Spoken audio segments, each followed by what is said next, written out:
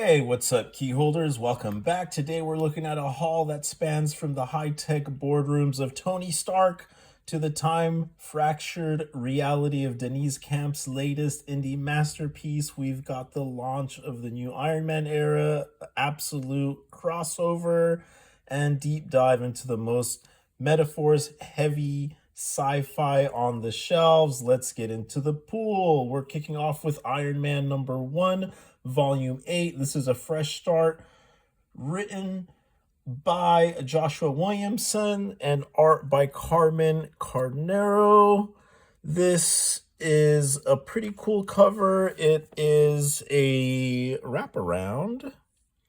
This is a very, very extremely mint copy that I was able to secure. All the other shops had them sold out. I had to go do a second stop Wednesday, and then today's Saturday. So I've been kind of a little slow, but hitting up all my comic book shops and getting all my orders in place. This one kind of snuck up on me, and I decided just to grab it.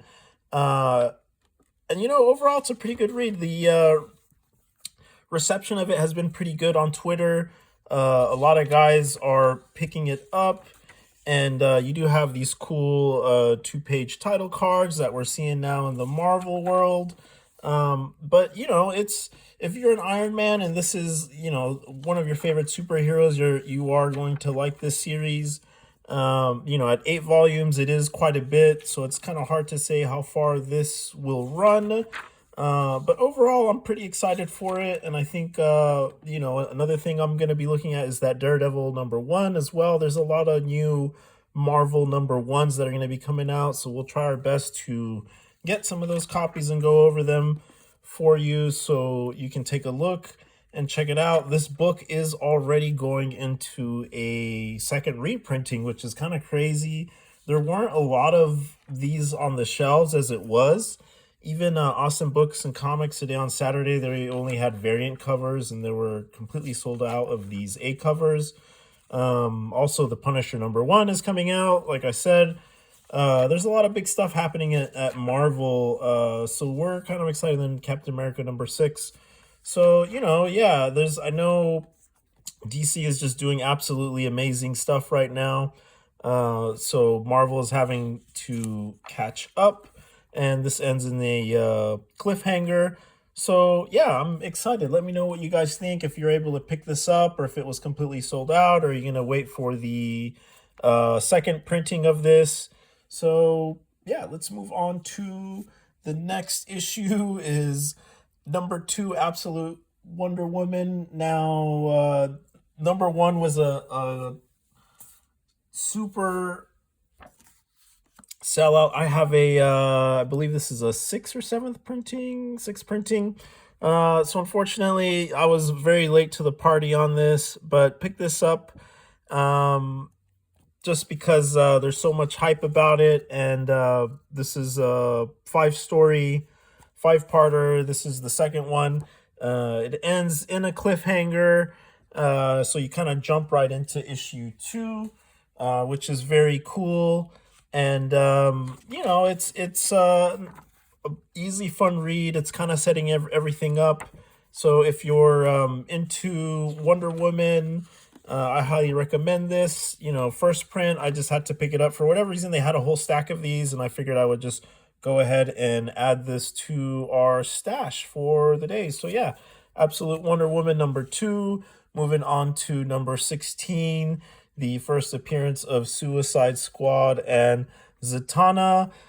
This is sold out everywhere. Nobody has these A covers anymore, and this variant is like super hard to find. I'm a big fan of Gilliam March, who is the cover artist, and this just came out very well. It had amazing reception on the internet, and these are going for quite a bit in the aftermarket. As you can see, I do have a collection of this artist's work here, which I really like. But yeah, absolutely so happy. Wish I could have gotten a couple more copies of this, but for just being the one that I got, it's in really good shape. Very tempted to send this into CGC to get graded. Let me know if you think it'll get a 9.8. I certainly think it will.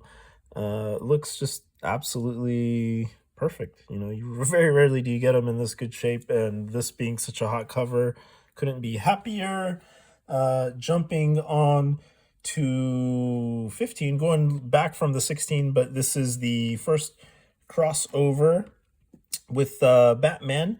And I did not know, I had to go back to Tribe Comics, that this is a two-piece cover, which is very, very cool. I'm very happy with it. Obviously, you can see the printing. They did a horrible job. I'm sorry, guys. I have to say, I have to be that guy working as a colorist in Hollywood for over 14 years. It's just my nitpick to look at these things. Unfortunately, these were probably printed at two different times, and none of their printers got calibrated. We have much more magenta and kind of a blue hue, and here's like a lime kind of green. I don't know. It doesn't look good. This feels more accurate. The skin tones, look decent, but this background and the whites are just completely off. So yeah, it's unfortunate. I've looked at all the copies on eBay and all the copies around, and they're all like this, which is unfortunate. But I really do like this set. It is going for $50 on eBay at the moment. This one did have some rough little ticks there, which is unfortunate, but it was the last copy. I had to call and be like, yo, grab these. I saw these when I picked up the Absolutes 16s, the Wonder Woman and Batman. And for whatever reason, I didn't get it, but I had to go back that same day, that night. Luckily, they were open late doing board games, so we were able to pick it up. And same thing with this one, which is funny because Austin Books and Comics had a whole bunch of these, and this one's in good shape. This one is the Derek Chu. So yeah, happy to add these to my collection, the 216s. Nothing too crazy and nothing too bad. I'm gonna have to sneak this guy in because I accidentally didn't put it into the stack. But this is the Killing Joke by Alan Moore. I had to get the blank cover. I love blank covers. They're just my favorite. Maybe one day I'll get the courage to draw something or do something of my own because I do like to draw and it is fun. So I had to pick it up. They do have a foil and then just a standard cover. Oh wow, this is just the blank cover it's just a cardstock. So here is the Killing Joke. This is the deluxe edition. The reason I didn't get the original book is because I already have this one, so I just don't see a need to buy another copy. It would be cool to get the foil, but like I said, I'm such a fan for the blank cover that I had to pick this up. If you are new into Batman or don't know anything about comic books, this is where I want you guys to start. This is a great classic narrative and story by Alan Moore. If you don't know who Alan Moore is, he did Watchmen and many other Swamp Thing Volume 2. Just amazing work. One of the best comic book artists of his generation, really. I mean, some of the younger kids may not be into this stuff, but I still grew up with this very much so since I'm an 80s kid.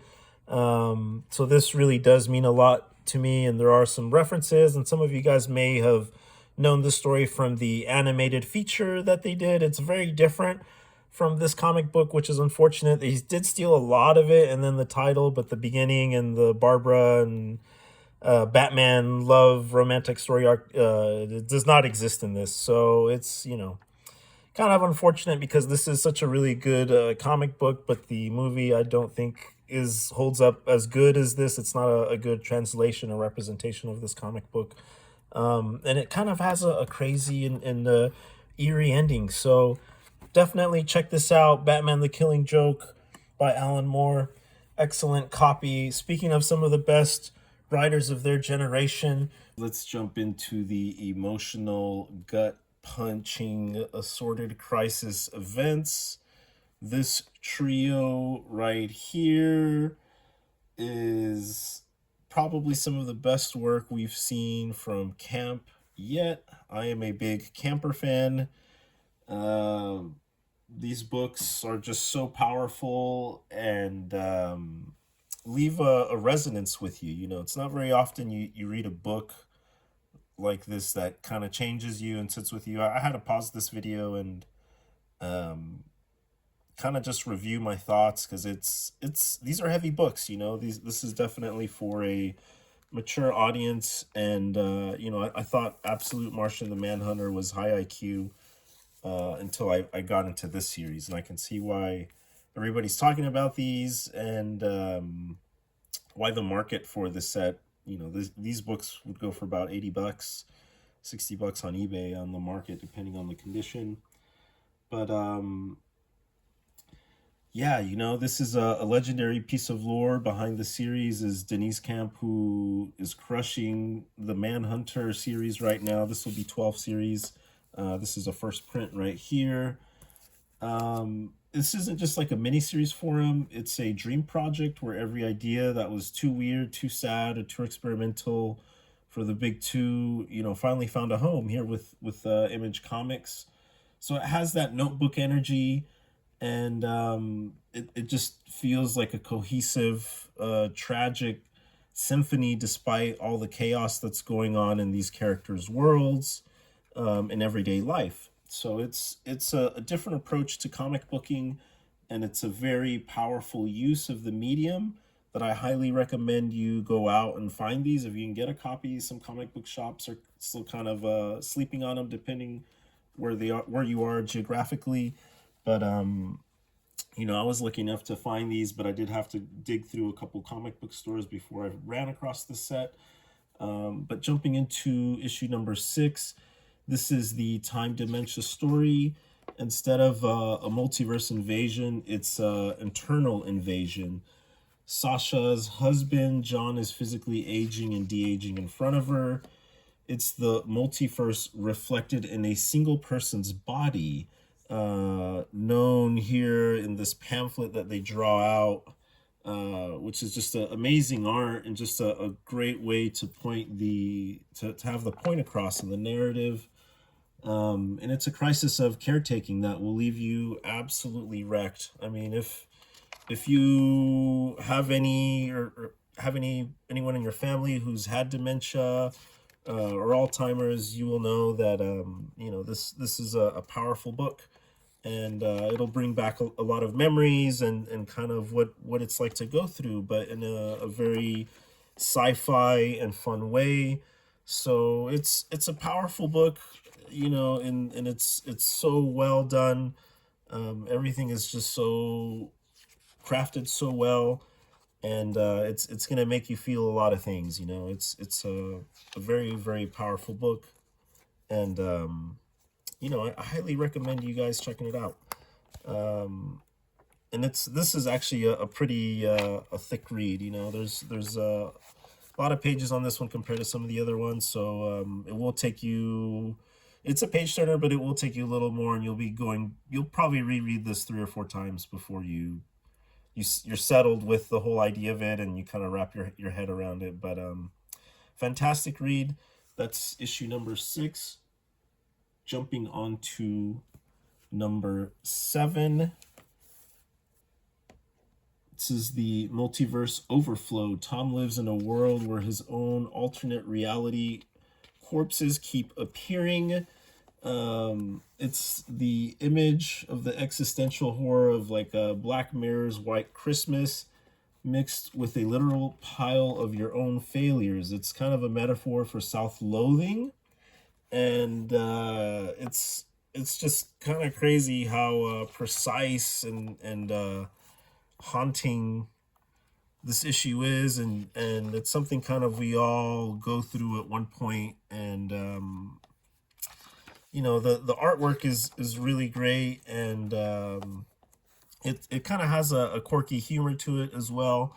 So yeah, this is another issue that I really highly recommend you check out, and it really is just a lot of fun, but also kind of crazy, dark, and very intrapersonal. You know, it kind of you kind of analyze this in your own way, and kind of how you can relate to these situations, because this is something that we kind of all go through.